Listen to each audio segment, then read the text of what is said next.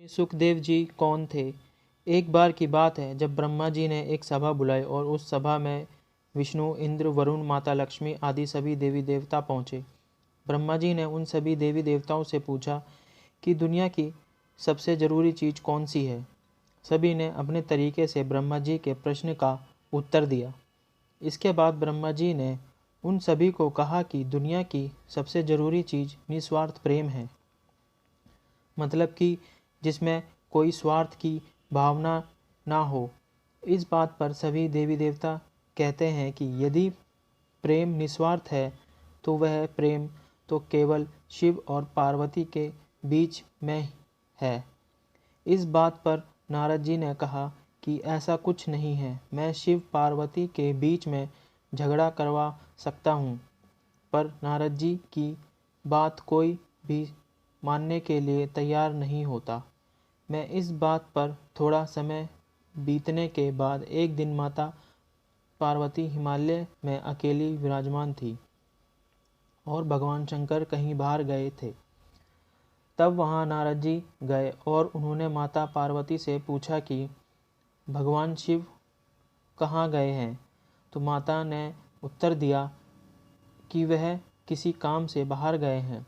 माता पार्वती ने नारद जी से पूछा कि आपको उनका क्या काम है। तो नारद जी ने कहा कि मुझे भगवान शिव से अमर कथा सुननी थी। नारद जी की बात को सुनकर माता पार्वती हैरान हो गई और उनसे पूछा कि भगवान शिव ने मुझे तो कभी अमर कथा नहीं सुनाई है, यह कैसी है अमर कथा जो भगवान शिव ने मुझे नहीं सुनाई। यह सुनकर नारद जी बोले, यह कथा सुनने के बाद प्राणी मात्र अमर हो जाता है और भगवान शंभु हर किसी को यह चमत्कारी कथा नहीं सुनाते हैं, लेकिन जिनसे वह सबसे ज़्यादा प्रेम करते हैं उन्हें ही वह अमर कथा सुनाते हैं। कुछ समय बीतने के बाद भगवान शिव वापस हिमालय आते हैं और माता पार्वती उनसे गुस्से में आकर अमर कथा सुनने के लिए जिद करने लगती है।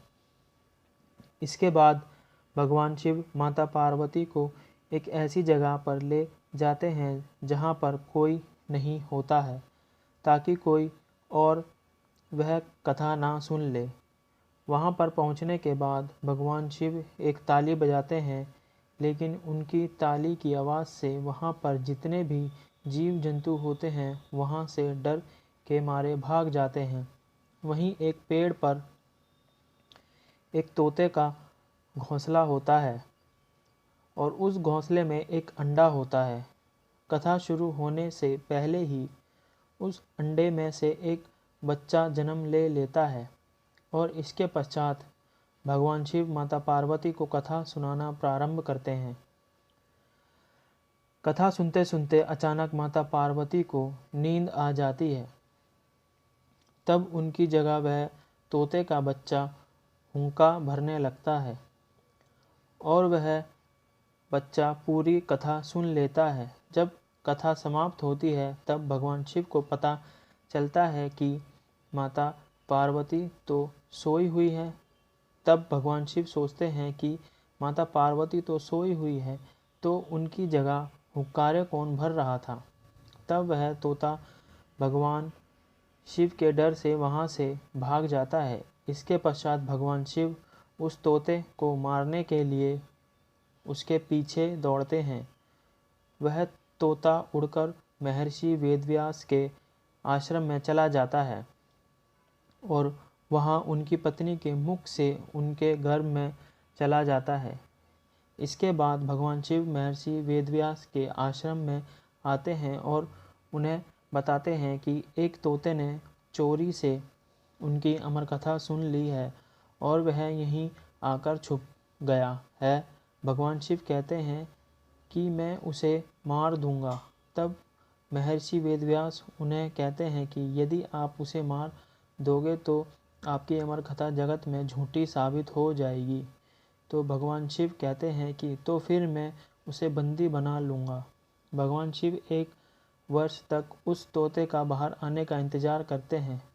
परंतु वह बच्चा महर्षि व्यास की पत्नी के गर्भ से बाहर निकलता महर्षि व्यास भगवान शिव उस बच्चे को माफ करने के लिए विनती करते हैं और भगवान शिव उस बच्चे को माफ कर वहां से चले जाते हैं। इस घटना के पश्चात भी वह बच्चा 12 साल तक बाहर नहीं निकलता है और माँ के गर्भ में ही तपस्या करता है, जिसके कारण एक दिन महर्षि व्यास की पत्नी को गर्भ में ज़्यादा ही तकलीफ होने लगती है। तब भगवान विष्णु स्वयं वहाँ जाते हैं और भगवान विष्णु उस बच्चे से पूछते हैं कि तुम गर्भ से बाहर क्यों नहीं आते हो। तब वह बच्चा कहता है कि मुझे संसार की मोह माया में नहीं पड़ना है। यदि आप माया को रोक दें तो मैं बाहर आ सकता हूँ। तब भगवान विष्णु कहते हैं कि मैं कुछ समय के लिए माया को रोक देता हूँ। भगवान विष्णु के माया को हटाते ही मुनि सुखदेव का जन्म होता है और जन्म लेने के बाद मुनि सुखदेव तपस्या करने वन में चले जाते हैं। मुनि सुखदेव बचपन से ही बहुत बुद्धिमान थे। उन्हें वेद, उपनिषद, दर्शन और पुराण आदि का संपूर्ण ज्ञान था। राजा जनक मुनि सुखदेव जी के गुरु थे। सुखदेव मुनि की पत्नी का नाम पीरवी था, जिनसे उन्हें 5 पुत्र और 1 पुत्री की प्राप्ति हुई थी। उनके पुत्र भी अपने पिता की तरह ज्ञानी और विद्वान थे। जिस जगह पर महाराज सुखदेव ब्रह्मलीन हुए थे, वर्तमान समय में वह जगह हरियाणा के कैथल के गांव सजूमा में स्थित है। एक बार राजा परीक्षित शिकार करने जंगल में गए। शिकार करते करते अंधेरा होने के कारण राजा परीक्षित जंगल में अपना रास्ता भटक गए और वह चलते चलते एक आश्रम में पहुँचे। वहाँ ऋषि अपनी तपस्या में लीन थे। राजा परीक्षित का भूख और प्यास से बुरा हाल था। उन्होंने उस ऋषि से पानी मांगा, लेकिन साधना में लीन होने के कारण उस ऋषि ने उनकी बात को नहीं सुना। उस कारण राजा क्रोधित हो गए और वह वहाँ पर खड़े हुए मृत सांप को ऋषि के गले में डाल दिया और वहाँ से चले गए।